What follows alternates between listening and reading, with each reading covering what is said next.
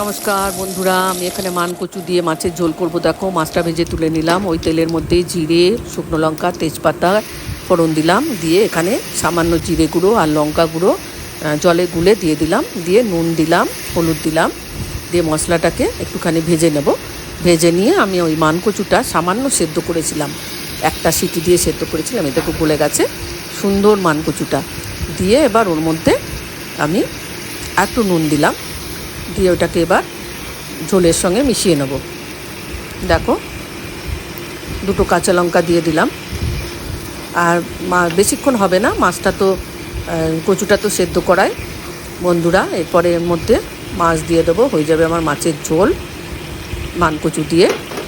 ভালো লাগলে একটা ছোট্ট করে কমেন্ট করে দেবে। এই যে জল দিয়ে দিলাম, একটু কমেন্ট করে দেবে, লাইক, শেয়ার আর সাবস্ক্রাইব করে দেবে। কেমন লাগলো বন্ধুরা কমেন্ট করে বলো।